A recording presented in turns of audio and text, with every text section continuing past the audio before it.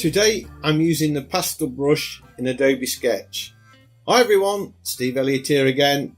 Today I'm trying out the pastels in Adobe Sketch.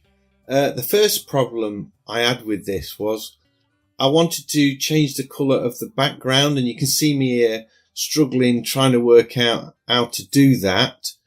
And because usually when you work with pastels you work on a coloured ground, and I just couldn't find any way how to fill the background in. So in the end I just coloured it in with a pastel, sort of just putting these horizontal strokes that you can see me using there now.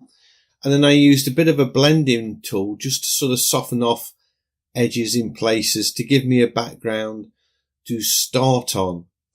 So I've never tried a pastel drawing in Adobe Sketch before. So this is, I've kind of made this thing with myself that, you know, I just keep doing watercolours in the different apps. And I thought, you know what, I'm going to start trying different tools and different brushes and different things just to see how they perform. The weird thing about the pastel brush in this that you can see going on there now, with the short strokes, you don't see it so much, but it felt more like a vector brush than it did a pixel brush. And as much that as I was doing longer strokes, the kind of shape of this or the texture at the edge of the brush was stretching as I was drawing the brush stroke out. Very weird. But it still, you know, it gave it quite a nice effect. I was quite pleased with it, but it just felt a little bit strange. And I've used better pastel brushes in other apps, definitely. And I'm thinking of doing a video. If you think it'd be a good idea, let me know in the comments, but I'm thinking of doing a video on my, 5 favourite sketching apps as opposed to painting apps. I suppose I could do a different video on 5 best painting apps.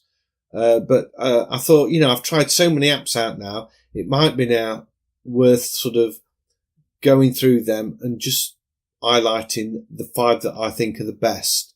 So let me know if you think that's a good idea, and I will get on with that. This sketch, it is a sketch, and it doesn't end up as a finished drawing, and there is a reason for that. About 3 years ago, I had a torn retina in my eye. Now, basically, that means that the bit that you actually sort of does all the work in your eye, that at the back of your eye, comes away or gets torn and starts to come away from your eye. And if it totally detaches, then you can go blind. And I had a really serious tear, and I had to have 2 lots of laser treatment to sort it out. A 360-degree laser on my eye, and in between the 2 lots of laser treatment, I had to lie on my side for 4 days. And I thought, this is going to be a doddle I can lie on. I'm the world's best liar. I can lie anywhere. So 4 days on my side, watching TV. Watching YouTube for 4 days. It's a doddle. Anyway, 20 minutes in, I was pulling my hair out. It was a real nightmare. I don't know how I got through it. But anyway, it was all okay, and it got sorted, and everything was fab and groovy, and I sort of got back on with life, although I did have to wear dark glasses for a few weeks, and I had these massive floaters in my eyes. Anyway, at the weekend, I went to, it was a bank holiday, and me and my bro did a bluegrass set at a village show, and I was with a ukulele group as well, and we did a set. So I had a fairly full-on day. Then at night time I went to a party, and it happened again. I felt, all of a sudden, this snake thing appeared in my eye, and I thought, oh my God, I've got another torn retina. So I went off to A&E on the bank holiday Sunday night. Absolutely fantastic way to spend your Sunday night. And they sort of as soon as it's your eyes, it becomes an emergency. So I got seen straight away. I got booked in for an appointment the following morning to see a specialist.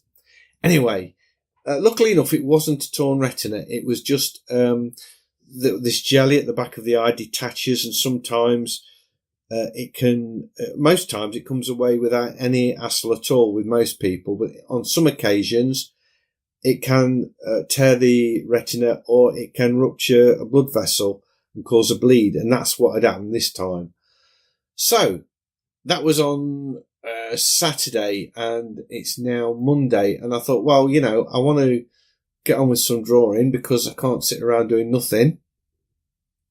So I started this just to see how well I could get on, because I actually I was partially blind in my eye on Saturday. When I was at the A&E, this guy gave me a piece of paper and he says, "Can you read what's on that?" I said, "I can't see anything on it." And he was just like giving me a blank piece of paper. It wasn't that the text was blurred. I just didn't see anything. So it was quite scary. But but that was due to the kind of the blood in the eye, the back of the eye, not high. I wasn't climbing up anything, or I wasn't smoking anything. It was the blood at the back of the eye mixing with the fluids that was making it opaque, and I couldn't see through it. So anyway, that's nearly all cleared up now.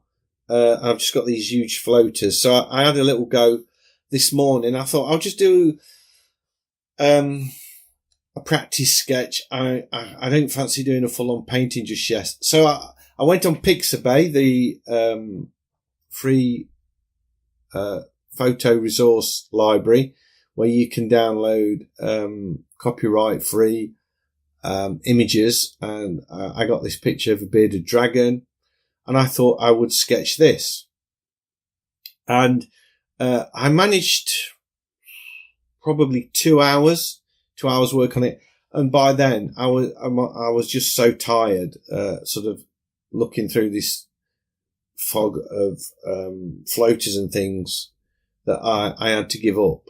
But anyway, so if my YouTube vids slow up in the next couple of weeks, that is probably why. So I'll have to apologise for that now. I'm going to try and keep it up. There may be shorter videos and just some sort of sketchings and not full-blown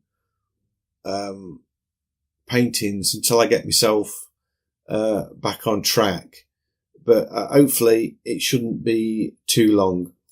Anyway, this bearded dragon, done in pastels. It's drawn on, you can see 4 layers so far. I did this sort of background layer, with just, a colour on it. And then I put another layer, sort of blending it down. And then I did this, I started with some really broad brush strokes, giving me, with like using the charcoal pencil to put on these big sort of bold strokes of colour, which is what I will be doing with pastels anyway.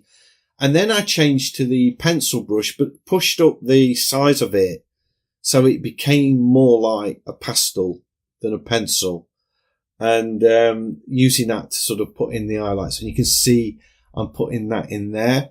And rather drawing every single scale on this dragon, I chose to sort of do some cross-hatching. Again, always, you see me do it a lot, I'm sort of following the contours of the shape or form of whatever it is I'm drawing.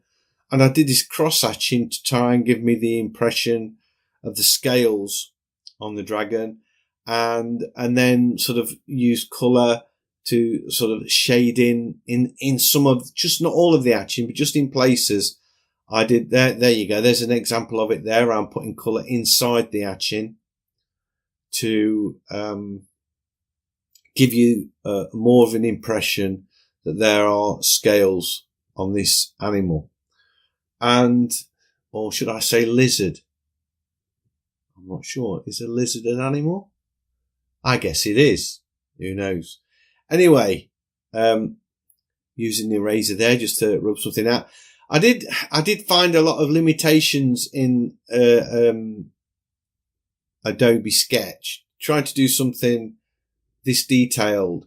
I am finding that actually now I'm starting to because I'm sort of pushing the apps a bit further, and instead of just, most of them I do a simple painting when I'm trying out, but I'm trying them out and doing much more sort of complex things than I've done before. So the limitations do start to show up. One of the things was, you notice there's a big line on the image on my on my source photo. There's a big black line going across that. And what I tried to use the sampler. I thought, I wonder if I can sample the color of the source photo. So I chose, well, I didn't choose it because, to sample a color, you select the color wheel and hold your brush or your stylus on the color. And if you hold it, a picker comes up, and I move the picker to try and pick some of the green color out of the eye. And as soon as I moved the pen across the source photo, it just painted over it. And that actually did stay on the source photo and ruined it. And I couldn't find any way to remove that. So that's something you need to be careful of. Here's a good example now of, I was talking about the cross hatching and then using colour to go back in and sort of add some sort of shape to whatever it is you're painting. Now, at this point, I am getting tired and I'm sort of getting close to the end. And as far as I'm feeling that, I'm going to go with this. And I could have picked it up again tomorrow and finished it off, but I actually really like the state it was in, that I got this sort of almost finished head, but and a little bit of a leg, and everything else is just so rough. At that point, I forgot to record for a little while. So this is, you'll see, I created another layer, set it to multiply, and I painted in all of those shadows that you see now. And unfortunately, I didn't record that bit and signed it. So that is now my finished drawing of a bearded dragon. I was very happy with that, actually, even though I didn't do the complete drawing. So if you like this video, a big thumbs up, as always, is much appreciated. And if you're new to the channel, please consider subscribing, because I have lots of videos like this, and I would love to be sharing them with you. So hopefully I'll see you in the next one. Bye.